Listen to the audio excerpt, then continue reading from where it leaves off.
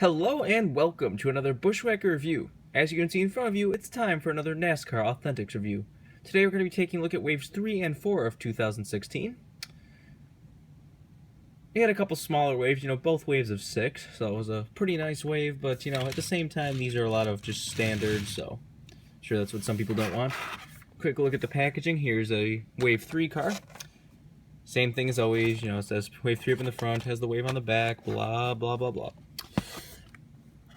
I also have this Kyle Busch here from wave 4 for an extra reason. You see at the top, it says for the adult collector and waves down there. For some reason M&M's is an adult thing now. You can't have kids with those candies. Once they get hooked on that candy, it's over for them. But nevertheless, let's get down to the waves themselves. So we'll start with wave 3 and start with the kind of selling point of wave 3, and that was the raced wins. Here you have Martin Truex Jr.'s Pocono win from 2015. Yeah, 15. These were both the race wins in this third wave are both ones that were not produced in 1/64 scale. They were made both in 1/24 scale, but for some reason not in 1/64 scale. So once these popped up, it kind of caught people's attention. Now this one, I love the race win. Like I have one of the 1/24s. Have I reviewed that yet? I don't know if I reviewed that yet, but I love the race one, but it doesn't work on this because half the fun of this car was the damage, and this one obviously has it blacked out, but it's a black car, so you can't see any of that blacked out damage. You can see some of the tire damage from the burnout on this side. You see where mattress is all marked up and everything, but it's just not really, it just doesn't really show it off very well. So this one just kind of looks pretty plain in 1/64 scale without the damage. But I definitely like that Lionel is putting some 1/64 scale race wins in this line because they are very nice. Next up, why don't we just get the other one right out of the way, and that's Kevin Harvick's Jimmy John's Las Vegas win. That was one we took a look at in the packaging a second ago, but the problem with this one is the fact that it is a 1/64 scale, so they obviously couldn't put Busch beer on it, so it leaves a kind of big gap right there, and it leaves a big gap on the roof.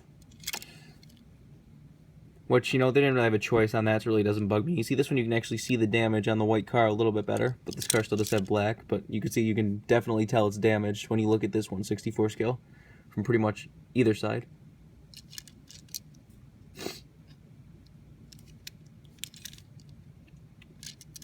I think if you have the real car, this actually doesn't have that much damage. I think only the corner is cut out on this right side.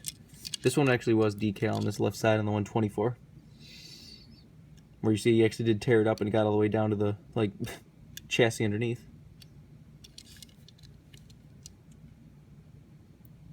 Interesting to note about the Jimmy John's cars is it seems to switch back a lot if it says gourmet sandwiches or just sandwiches on the hood.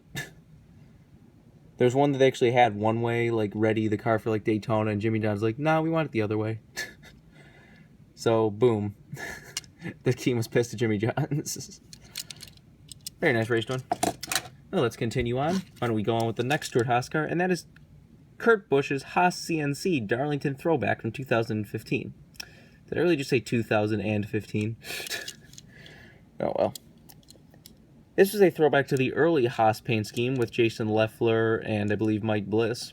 I actually have reviewed the 1/24 of this, so you can check that out if you want a detailed review of this one.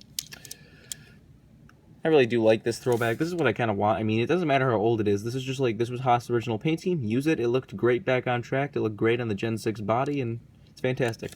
You'll obviously note that this does have Monster on it. Right there and right there. I believe on the back too, yes. So that seems to be really back and forth if they can put Monster on 1/64 or not. I really don't understand it anymore. I mean, it's probably one of those things that change, because, it's I mean, this one's recent enough that I don't know how much it would have changed like that, because, there's some cars, somebody will be a car from the 90s, look, here's a beer car without a base in a retail line. It's yeah, no. That was 20 years ago, thank you very much. That doesn't really count. But I don't know exactly what they're doing. They did say that Monster is not going to be on the 1/64s at all this year, not in the windshield banner, not the series logo, nothing. So that's going to be a shame for the people who only collect 1/64 scale cars. Continue on, we have Dale Earnhardt Jr.'s Nationwide Insurance Chase for the Sprint Cup car. This is one of, I think, the only one or two Chase cars actually made in 2015. Of course, you have to get Dale Jr.'s in there. They had to make Chase Elliott's in 2016 because, Dale Jr. didn't make the Chase. Chase cars are really a hit or miss type thing. I kind of do like them because they just are different. It's kind of like a variant paint scheme. So it is kind of cool to get these. Some of them work better with the colors than others. Like things like Logano's yellow and red Shell Pennzoil car look good with the extra Chase stuff. This one doesn't look too bad with the blue, but it does have all the regular Chase stuff. Has the splitter, has the windshield banner, and of course has the spoiler. It does have the little Sprint Cup logo and round of 16 or whatever logo. I think we are getting Chase Elliott's 2016 Chase car in the second wave of NASCAR things for 2017, if I'm not mistaken. So you'll start to build a Chase collection, even though they really don't make many. I give them most credit in 2014 because they literally did offer all 16 cars in the Chase stuff, but I believe only like 5 got produced, so I think they stopped doing that after that. Time for another Darlington throwback. This is Jimmy Johnson's Darlington throwback from 2015. And this is, again, falls under that fake throwback kind of look to it. This is just kind of like, oh, Lowe's old colors, Lowe's old logo, whatever. Definitely not my cup of tea. The colors on this aren't too bad. It's got that like matte dark blue with the cream. Makes for an interesting combination, definitely. See, this one has some flaws on it, you know. Got a chip in the 48 right there. Got a chip in the Lowe's back there. A couple chips. But I did like that they gave it the old look with the, you know, number on the deck lid like that. That was a nice touch. But I wish they would have done this differently. Use this blue logo on the hood and make the whole roof cream. Why did you have to cut the back out to be blue like that? That doesn't look right at all. But yeah, like I've said before, there's only like 1 or 2 of these fake throwbacks that I really do like. This is definitely not one of them. Thousands do, you should too. Save every day at Lowe's. But luckily, it did step up their game for the 2016 throwback, so you can't complain too much. And last but not least, for the third wave, we have Casey Kane's Aquafina ride from Pocono of 2015. This was even funnier because this was apparently the best-selling car out of this wave, and they even re-released it in a later wave. How in the hell? This wave had 2 Darlington throwbacks, 2 race wins, and a Dale Jr. car. How did Casey Kane sell the best? I mean, I do love this Aquafina paint scheme. It's a shame he wrecked it before, like, lap 5, but... It's also one of those kind of one-off sponsor things. Like, Aquafina has not sponsored a car since then. Yes, you know, they have something with Pepsi. Pepsi owns them. Pepsi distributes them, whatever. But that's still... Aquafina is still their own company, so... It was very nice to see them on the car. Hope to see them back someday. I do love the graphical paint scheme of the water. Got water droplets, water splashes. The colors look fantastic. Except for that... He's trying to be Dale Jr., I guess, for a random dark blue rear tail that has nothing to do with any of the car. But I've been always tempted to get one of the 124s of this car. I might go someday. I also don't like the yellow splitter. Hendrick always seems to have a boner with like neon yellow stuff that doesn't fit with the car at all.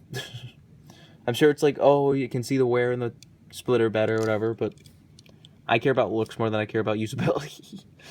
And there's plenty of other colors you can see the wear in, so I don't know. Very nice paint scheme, though. And like I said, you had 2 chances to get this in Wave 3, and then Wave, like, 8 or 9, they re-released it, which was a mistake, because that just peg-wormed everywhere after that. Nevertheless, let's get to Wave 4.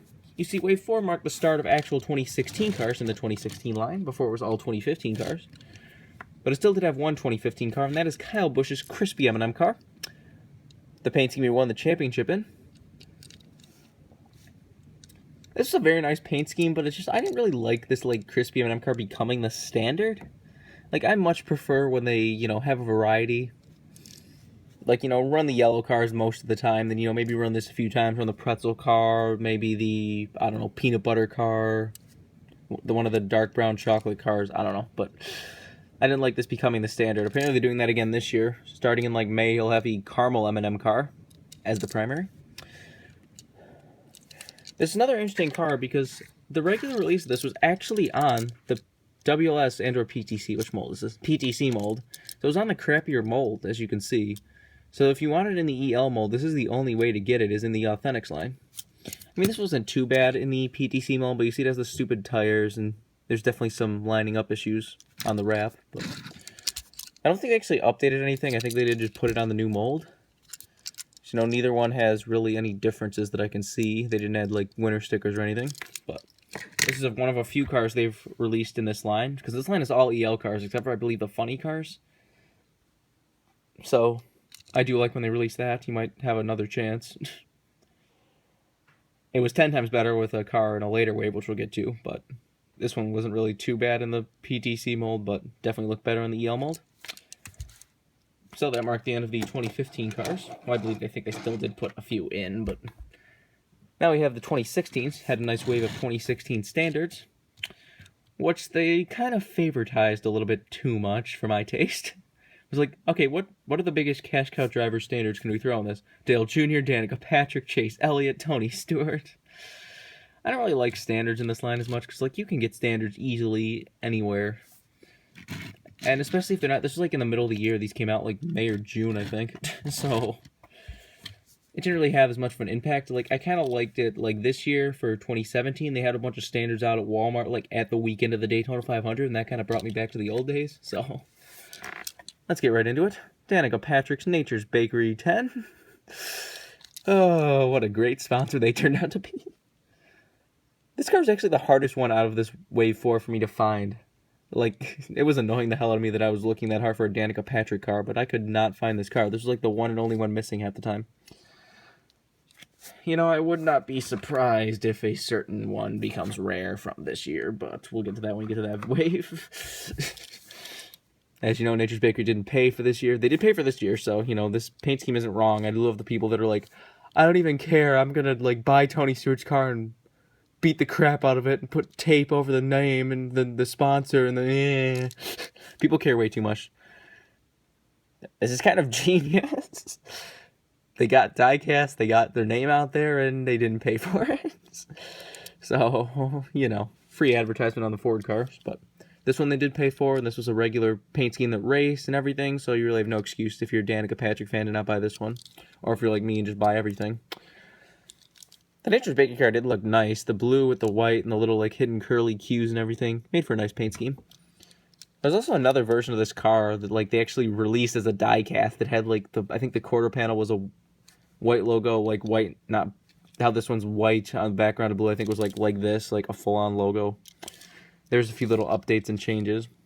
Which I love how only certain drivers can get that. Like, did you see Logano's car getting re-offered because they changed the Pennzoil logos on it? I don't think you did. But I definitely like this paint scheme better than the 2017 one, which, you know, still did get produced, but, you know, whatever. Now let's get into the, you know, Hendrick camp. Here we have Dale Earnhardt Jr.'s standard 2016 nationwide insurance car, which was based on the Gray Ghost. So it's kind of a no-brainer when he revealed his John Ken throwback to be, in fact, the Gray Ghost. I did like this paint scheme. You know, the metallic blue with the metallic silver did look nice. I would have almost had rather done the opposite, maybe done silver on the top and blue on the side to really match closer to the Gray Ghost, but this way they did it looks very nice too. This is a car you have to get if you're a Dale Jr. fan, an Alex Bowman fan, or a Jeff Gordon fan. Once again, they did actually keep Jr.'s name on the name rail and on the side, because, you know, I saw some people being like, oh, Jeff Gordon's name's not on the diecast, so I don't need it.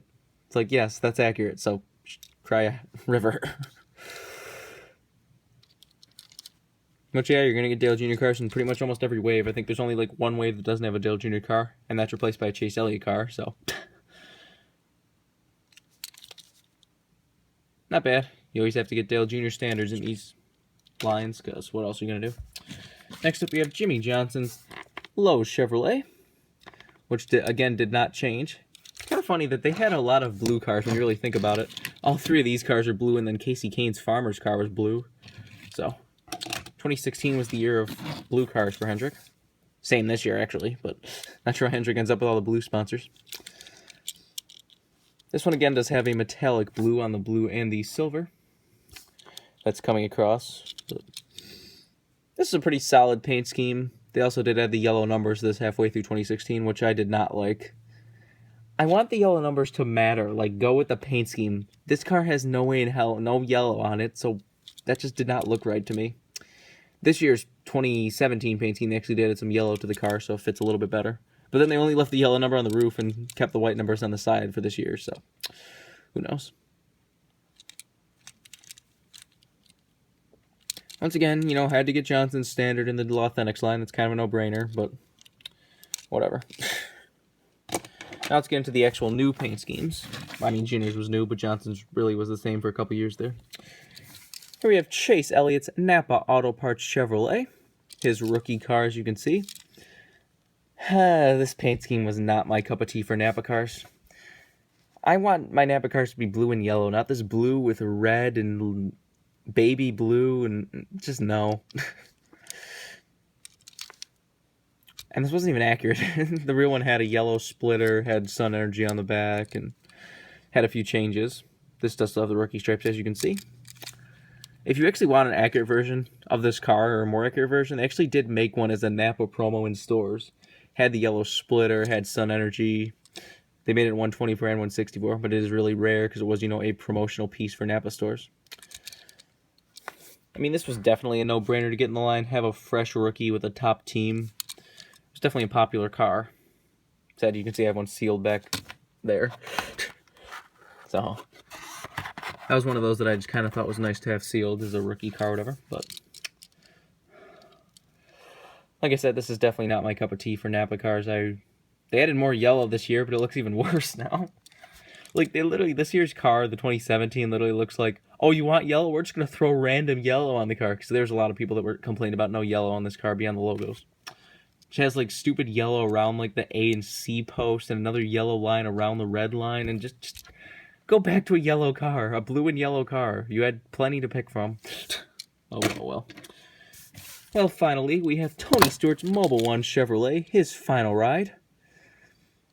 And this is a fantastic looking paint scheme. This is the kind of mobile cars I like. Just all mobile, white with like the red and the blue. Has like the Pegasus wing. Just looks fantastic. This one's a little bit chipped up, but notice that there is no Bass Pro Shops on this car. They had a little bit of a disagreement with how much they're sponsoring Tony Stewart, so they really didn't end up on most of the diecast, except for the Bass Pro Shop car. Which I do like better. I hate those cars that are half and half, like, you know, it was Mobile One, then had Bass Pro Shop tracker boats on the side, and then I don't like when they throw a sponsor on the side of another car. I don't care if it's a dual sponsorship, whatever. Unless you're going to integrate the, you know, paint scheme together. Like, some of McMurray's cars this year have had, like, Cessna and McDonald's, so it had the Cessna blue, McDonald's red, McDonald's yellow, so it actually, like, integrated the car together. Where this one, obviously, this one doesn't need integration, but I remember some of Tony Stewart's cars had that. Would be like a mobile car with Office Depot on the side or Bass Pro Shops on the side. It just did not look right. But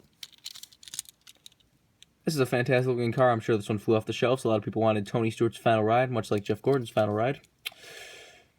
I hope we get Tony Stewart's actual final ride in the authentic side. You know, the silver and black special paint scheme he ran at Homestead.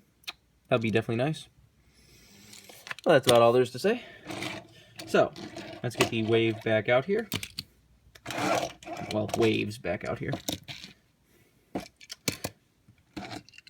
As you can see, one Toyota and the rest are all Chevys. No Fords. They really did not. If you were anything but a Chevy fan, you were kind of out of luck for these first few waves. And that was something I really didn't like. They seemed to really playing favorites to the Chevy drivers and Hendrick drivers, as you can see. You have one Joe Gibbs car, and then the rest are either Hendrick, Stuart Haas, and you have the one Furniture Row car. So, yeah, NASCAR things got a little lame there for a few waves. Standards, you had re-releases, you had stuff that really just hung on the pegs for a while, but then they did step up their game later in the year. Said if you want some of these, you can probably actually find some of these still laying around. I've still seen some Johnsons and some Junior Standards laying around. I've even seen this Kevin Harvick race twin laying around for a long time, so if you want it, you might be able to find it in stores, but if you really want anything from this wave, you can get it probably on eBay or something, or just get the Gold Series versions. Except for the race ones, they didn't get released in Gold Series. But that's pretty much all I should say. This has been a review of Waves 3 and 4 of 2016. Hope you enjoyed, and thanks for watching.